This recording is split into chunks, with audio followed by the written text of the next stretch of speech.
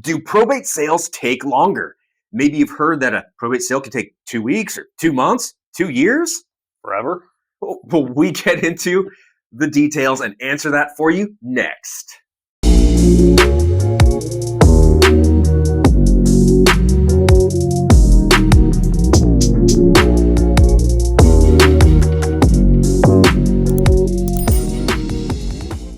Welcome back to the channel. Every day we help people save thousands of dollars with our probate administration service and probate listing combo. So please reach out to us if you have any questions about that.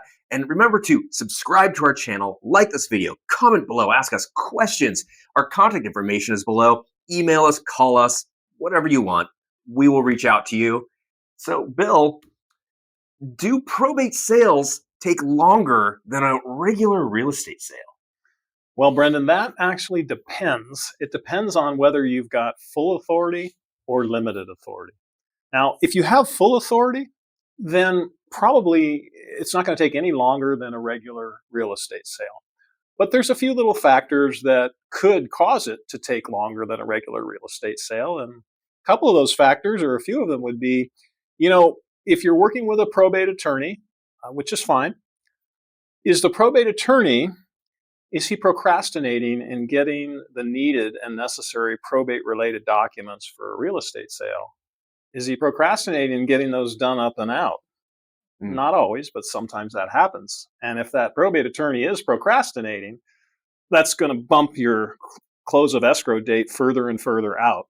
So you really want to work on, again, you need a good realtor that's got good communication with that probate attorney so he can nicely help remind the probate attorney that we need to get these things done so the probate sale can close on time.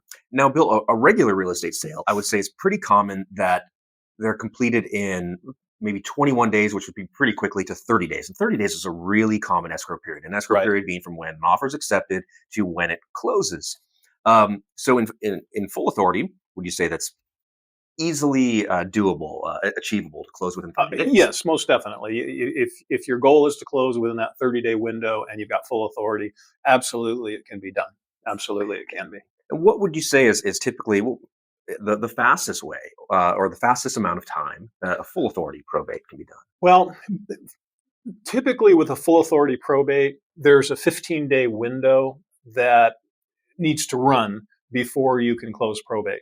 However, there actually are times when the heirs to the estate, if they will sign off on certain types of probate documents, you can actually close faster. You can actually close in 3 to 10 days.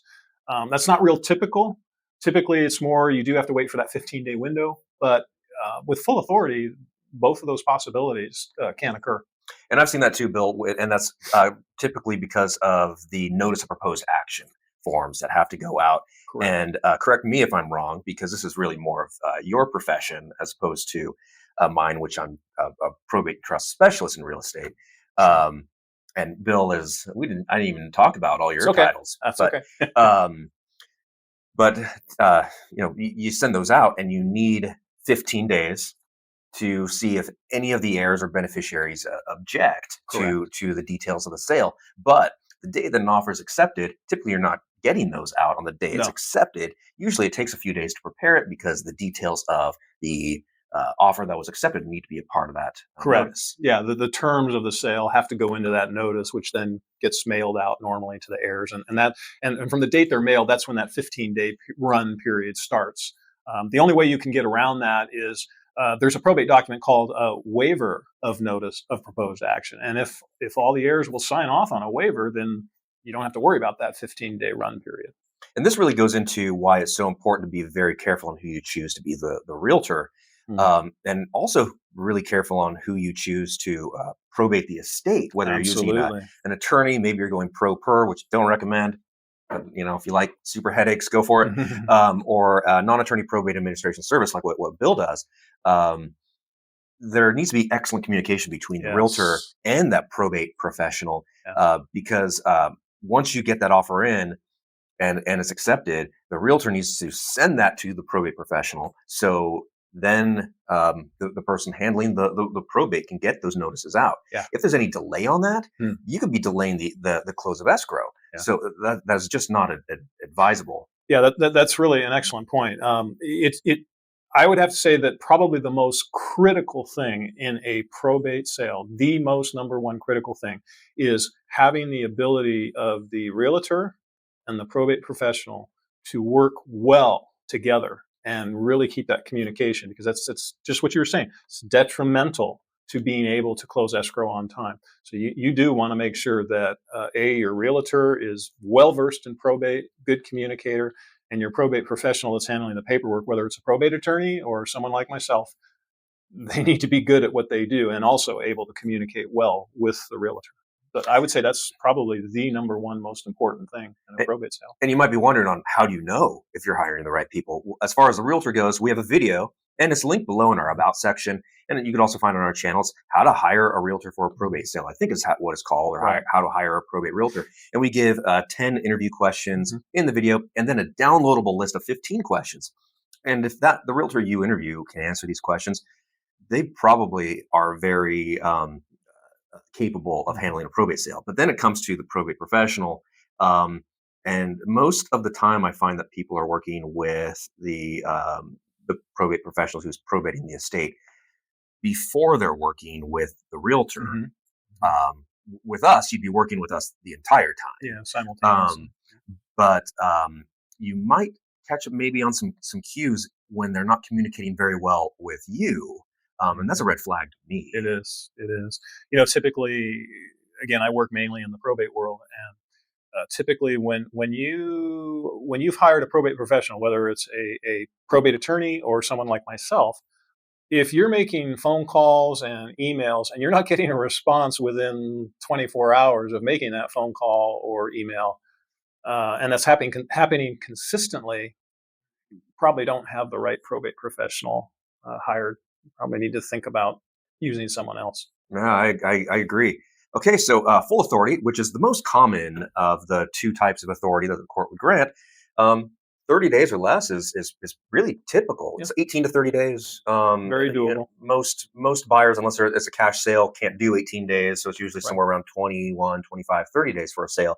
It could go longer, but it just depends on, that mostly depends on, the offer you accepted. But probate sale could easily close in 30 days. Absolutely. Now let's talk to the big one. Now, going to throw out another term here, and please watch our video called limited authority versus full authority, because limited authority has a lot of details that are way different than a typical real estate sale. It really takes a very professional and experienced agent to handle. Yes, indeed. The limited authority takes quite a bit longer, doesn't it? It can, yeah. With limited authority, number one, you're going to have an extra hearing date, because you have to show up in court and everything has to be in order. And then the judge, if everything is in order and has been done right, then he will give an order saying that the sale can go through. When you have limited authority, you can't close escrow unless the judge okays it. It's up to the judge to okay it. Now, with limited authority, as Brendan said, we have a good video on limited versus full, and I highly suggest you take a look at that. But with limited authority, you multiply by a factor of maybe 3 or 4 the number of documents and issues and things that have to be done and completed properly before that hearing.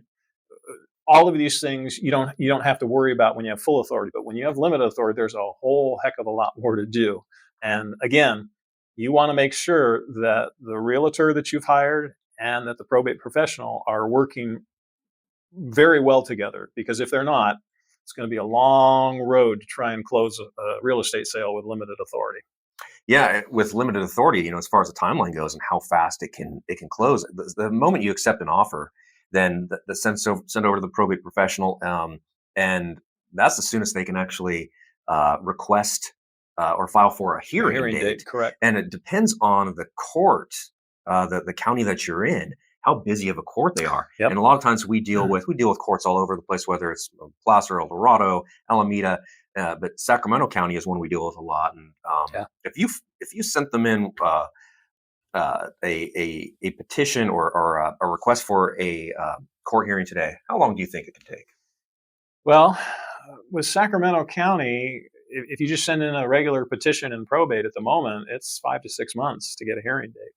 Now, I will say this, most courts, not all of them, but most courts realize that when you are petitioning to get a court confirmation on a real estate sale, they do realize that time is of the essence and buyers don't, necessarily have 6 months to wait. So sometimes they will give you a hearing date that's sooner. They might give you one rather than 6 months out, maybe it's 2 months or 3.